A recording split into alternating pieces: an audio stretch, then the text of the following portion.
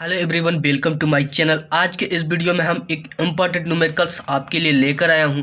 ये न्यूमेरिकल ऐसा है कि बोर्ड एग्जाम में बार बार पूछा हुआ और पूरी तरह से एनसीईआरटी न्यूमेरिकल है और आपके बोर्ड एग्जाम में आ सकता है। तो इस चीज़ को समझेंगे कि बोर्ड एग्जाम में कैसे न्यूमेरिकल पूछे जाते हैं और उनके सॉल्व करने का क्या तरीका है।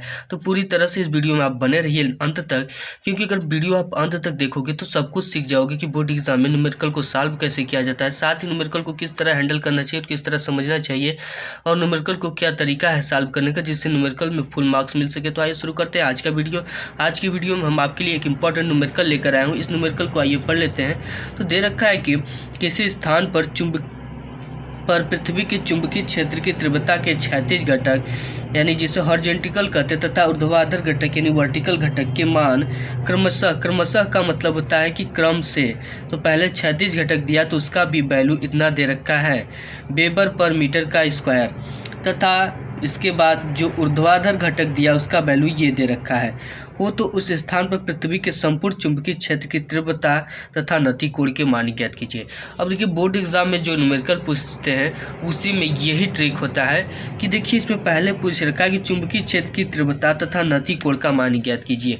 बिना नति कोण का मान ज्ञात किए आप चुंबकीय क्षेत्र की तीव्रता का मान ज्ञात नहीं कर सकते हो।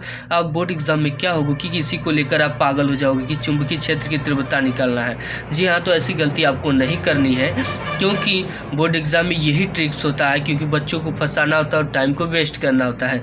तो पहले आपकी चुंबकीय क्षेत्र की तीव्रता नहीं निकालना है। अगर निकालोगे भी तो कोई रास्ता नहीं है, आपको सबसे पहले नति कोण का मान निकाल लेना है। तो आप जानते हो कि जो नति कोण का पहले जो दिया है, देखिए बोर्ड एग्जाम में सॉल्व करने का जो तरीका होता है वो कुछ यूँ होता है। सबसे पहले आपको दे रखा है, लिख देना है कि दिया है, और जो वैल्यू दिया है सबसे पहला काम आपको यही होता है कि उस वैल्यू को लिख देना। देखिए वैल्यू को लिखेंगे तो आपका इसमें दे रखा है पहले क्षैतिज घटक की जो वैल्यू है वो इतना दे रखा है। तो क्षैतिज घटक को एच से दिखाते हैं, आप इसे क्षैतिज घटक हैं जिसे हॉरिजॉन्टल कहते हैं, ठीक है, क्षैतिज घटक। तो देखिए क्षैतिज घटक की वैल्यू जो दे रखा है उसको आप लिख लीजिए। ये दे रखा है 0.3 × 10⁻⁴ वेबर पर मीटर का स्क्वायर ये होता है, ठीक है। कभी कभी इसका जो मात्रक होता है वो इंग्लिश में लिख देता है। इस चीज़ को बहुत ज़्यादा ध्यान देने वाली बात होती है मात्रक को, ठीक है। मात्रक से पहचाना जा सकता है कि अगर कभी आपको न समझ में आए कि ये किस चीज़ की वैल्यू दिया है तो आप उसके मात्रक से आप उसको पहचान सकते हो।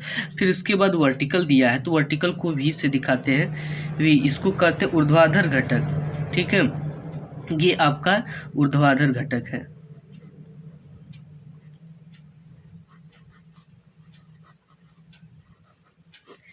देखिए अगर आप वीडियो को लास्ट तक देखते हैं तो आपको चीज़ें समझ में आती हैं। अगर चीज़ें समझ में आती तो आप हर एक चीज़ अच्छा करते हो। या अगर आप वीडियो अभी शुरू किए, पता किए कि न्यूमेरिकल देखकर और चले गए यहाँ से कि चलो भाई इसको मैं सॉल्व कर लूँगा, ठीक है, ये अच्छी बात नहीं है। अगर आपको चीज़ें आती हैं फिर भी आपको देखने से इससे एक अनुभव मिलता है और चीज़ों को किस तरह से मेंटेन करना चाहिए इसकी भी जानकारी मिलती है। तो ये आपको जो दे दिया क्षैतिज घटक और ये है ऊर्ध्वाधर घटक। अब देखिए आप जो नति कोण का जो आपका फार्मूला होता है वो नति कोण का आप फार्मूला लिख देना है। अब यहाँ पे आपको हल लिख देना है, ठीक है। यहाँ पे हल लिखने के बाद इसको तब हल करना है।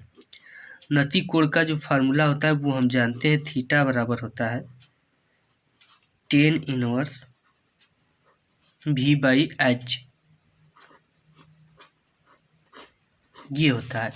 अब देखिए थीटा बराबर इतना हो गया तो आप ये थीटा हो गया और tan−1 है, ठीक है, ये हो गया आपका tan−1। अब v की वैल्यू यानी वर्टिकल की वैल्यू दे रखा है उसको आप पुट कर देंगे तो ये है 3 × √3 10⁻⁵ अपान h, यानी जो हॉरिजॉन्टल दिया है वो दिया 0.हॉरिजॉन्टल आपका कितना दिया 0.3 × 10⁻⁴ ये दिया है।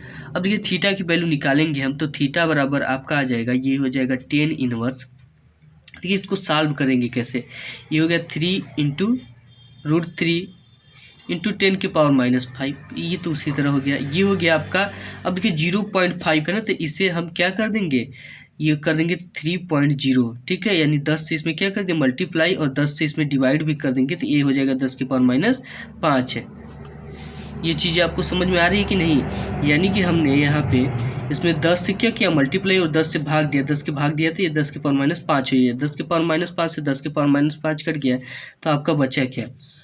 अब देखिए चीज़ें इस यहाँ पे आपको ऐसे एरो लगाना है, इससे पता चलता है एग्जामिनर को कि आपने इसके बाद जो किया है वो नेक्स्ट स्टेप है। तो यहाँ से आपका बचा 3√3/3। अब देखिए जब ये चीज़ आपको बचा, ठीक है, तो आप इसके लिए कैसे सॉल्व करोगे। यहाँ से हो गया आपका 3√3 और इस 3 को, ठीक है, इस 3 को आप √3 इंटू √3 का मल्टीप्लाई करोगे तो बराबर कितना आ जाएगा 3, ठीक है। इसका बराबर करने पर कितना आता है 3 आ जाता है। यानी इसका अगर इस चीज़ को और डिटेल्स आप समझना चाहें तो यहाँ पे समझ सकते हो कि 3 के पावर 1/2 रूट का मान 1/2 होता है, गुणित 3 के पावर 1/2। देखो मल्टीप्लाई में घाते क्या होती है जुड़ जाती हैं, तो इन आधा आधा जोड़ करोगे तो कितना आ जाएगा 1, यानी इसकी वैल्यू कितना आ जाएगी 3। तो इसको हम लिख सकते हैं 3 को क्या √3 को मल्टीप्लाई करोगे तो कितना आ जाएगा 3, √3 इंटू √3। एक अंडर से एक अंडर क्या हो गया कट गया। अब कटने के बाद भी हमारे पास अभी कुछ मुसीबतें हैं, उन मुसीबतों को सॉल्व करने के लिए हम कुछ न कुछ तरीका तो अपनाएंगे ही। देखिए ये 3 है तो 3 को भी तो लिख सकते हैं √3, तो इसको भी लिख दीजिए √3 अपान √3। अंडर से √3 कट गया और आपका जो बचा वो बचकर निकल कर आ रहा है 10 इनवर्स √3। अब जानते हैं हम जो √3 होता है वो 10 60 अंश का मान होता है, तो यहाँ पे आप लिख सकते हो ये हो जाएगा आपका 10 इनवर्स फिर √10 60 अंश की वैल्यू होती है। आपको यहाँ पे लिख देना है कि जो √3 होता है वो 10 60 अंश की वैल्यू होती है, ठीक है। इस चीज़ को आपको यहाँ पे शो कर देना है। देखिए 10 से 10 कट गया है, 10 से क्यों, क्योंकि जो 1/के ये 10 इनवर्स है, 10 इनवर्स को आप क्या लिख सकते हो, यहाँ पे आप देख सकते हो कि 1/10 को लिख सकते हैं हम 10 इनवर्स। तो ये बटा में जब है तो 10 से 10 क्या हो गया कट गया, तो आपका जो थीटा की वैल्यू आ गई वो कितना आ गई 60 अंश। देखिए थीटा की वैल्यू कितना निकल गई, जब 60 अंश निकल गई तो चुंबकीय क्षेत्र की संपूर्ण तीव्रता के लिए हम क्या करेंगे, तो यहाँ पे हम लिख देंगे कि चुंबकीय क्षेत्र की संपूर्ण तीव्रता। देखिए इसमें क्वेश्चन में ये कन्फ्यूजन था कि पहले आपको चुंबकीय क्षेत्र की तीव्रता ही पूछ दिया था, लेकिन अगर आप तीव्रता निकाल लोगे तो यहाँ से कभी ज़िंदगी में तीव्रता नहीं निकलेगा। तो जो चुंबकीय क्षेत्र की तीव्रता का सूत्र था वो B बराबर इस फार्मूले में इस चैप्टर में होता है H/cos थीटा। ये cos थीटा क्या होता है एंगल होता है, ठीक है। तो H जो है हॉरिजॉन्टल, तो हॉरिजॉन्टल की वैल्यू यहाँ पे दिया है 0.3 इंटू 10 के पावर -4, ठीक है। इसको सिंपली आपको क्या कर देना है यहाँ पे पुट कर देना है, देन तो पुट कर दोगे आप तब आएगा क्या 0.3 इंटू 10 के पावर -4 और कास थीटा की वैल्यू यहाँ पे आई है 60 अंश, तो कास 60 अंश की जो वैल्यू होती है 1/2 होती है, ठीक है। यहाँ पे ये तो आप बचपन से ही पढ़ते आ रहे हो कि कास 60 अंश की जो वैल्यू होती है 1/2 होती है। तो यहाँ पे सिंपली 1/2 जब आप रख दोगे तो आ जाएगा 0.3 इंटू 10 के पावर -4। कास 60 अंश की वैल्यू 1/2 ये हो जाएगा, तो आपका जो 2 है ऊपर चला जाएगा तो ये हो जाएगा 0.6 इंटू 10 के पावर -4। B बराबर आपका आ जाएगा 0.6 इंटू 10 के पावर -4। ये हो गया। अगर आप 6 यहाँ पे लाना चाहोगे तो क्या होगा, मल्टीप्लाई 10 से कर दोगे तो 6 गुणित 10 के पावर -5, ठीक है। ये आ जाएगा आपका वेबर पर मीटर स्क्वायर। इसका मात्रक क्या होता है वेबर पर मीटर का स्क्वायर। ये रहा आपका आंसर। सिंपली आपको इसको घेर कर ब्लैक पेन से नेक्स्ट और वेरी इंपॉर्टेंट जो क्वेश्चन है वो ये है कि एक कुंडली का स्वप्रेरण गुणांक 10 मिली हेनरी है। इसमें वैद्युत धारा 5 मिली सेकेंड में 5 एम्पीयर से 15 एम्पीयर हो जाती है। कुंडली में प्रेरित विद्युत वाहक बल ज्ञात कीजिए। ये चीज़ बहुत इंपॉर्टेंट न्यूमेरिकल है और बोर्ड एग्जाम में लगभग हर साल आने वाला क्वेश्चन है। आप किसी भी पेपर को उठाकर देखोगे तो ऐसा क्वेश्चन आपको मिल जाएगा। तो इस चीज़ को समझ लेते हैं कि ये कह क्या रहा है। पहले तो आपको न्यूमेरिकल की भाषा को समझनी चाहिए कि एक कुंडली का स्वप्रेरण गुणांक को किससे दिखाते हैं, एल से दिखाते हैं। तो एल की जो वैल्यू दे रखा है वो 10 मिली हेनरी है। ये मिली में दे रखा है। इसमें वैद्युत धारा 5 मिली सेकेंड में 5 एम्पीयर से 15 एम्पीयर हो जाती है। कुंडली में प्रेरित विद्युत वाहक बल का मान ज्ञात कीजिए। हम ये चीज़ों को सॉल्व कैसे करेंगे, सबसे समस्या ये है कि इसको समझना। तो ये है दिया है, ठीक है। जो भी दिया है जैसा कि मैं बताता हूँ बार बार आपको दिया है उसको सिंपली लिख लेना है। तो अभी एल की जो वैल्यू दे रखा है वो दे रखा है 10 मिली। 10 मिली हेनरी, ठीक है। तो अब इसको आपको हेनरी में बदलना है, तो 10 × 10⁻³ से अगर आप मल्टीप्लाई कर दोगे तो ये हेनरी में बदल जाएगा।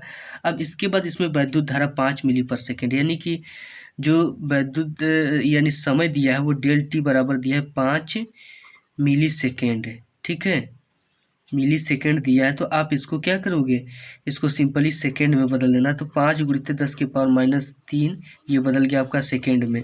इसके बाद जो धारा की वैल्यू दी है, सबसे बड़ी बात इसको धारा की समझना है, ठीक है, कि धारा की वैल्यू को हम कैसे रखेंगे। तो ये 5 एम्पियर से 15 एम्पियर हो जाती है। तो यानी कि आपको पहले 5 एम्पियर था, उसके बाद 15 एम्पियर बदला, तो 15 एम्पियर से 5 एम्पियर को घटा देंगे तो उसको पता चले ΔI बराबर होता ही है कि I2 - I1। तो I2 की जो वैल्यू है वो 15 एम्पियर है, तो 15 माइनस फिर उसके बाद कितना है 5, इसको घटा दोगे तो अब 10 एम्पियर बचेगा, ठीक है। ये आपका हो जाएगा 10 एम्पियर। अब इसके बाद क्या दिया है, कुछ भी नहीं दिया है। इसके बाद आपको सिंपली हल करना है, तो आप हल लिख कर ऐसे करके सिंपली यहाँ से हल कर देना है। तो अगर आप हल करना है तो पूछ रहा है विद्युत वाहक बल, ठीक है, विद्युत वाहक बल को ई का सूत्र था E = LdI/dt। अब देखिए चीज़ें दे रखा है, सिंपली आपको पुट करना है, सॉल्व करना है। L की जो वैल्यू है वो है 10 × 10⁻³ माइनस में है, फिर इंटू ΔI की जो वैल्यू है वो कितना है 10 एम्पियर, सिंपली रख देंगे। और ΔT का जो वैल्यू वो 5 × 10⁻³ -3 से -3 कट गया, और यहाँ से 5 × 10 और इसका मल्टीप्लाई इसमें कर दोगे तब -20, ठीक है, वोल्ट आ जाएगा आपका। यही आपका क्या हो जाएगा, आंसर हो जाएगा। अगर वीडियो पसंद आए तो वीडियो को लाइक कर दीजिएगा, चैनल पे पहली बार है तो सब्सक्राइब करके साथ ही बेल आइकन के आल पे प्रेस कर लीजिएगा। सब मिलेगा एक नए वीडियो में, तब तक के लिए धन्यवाद।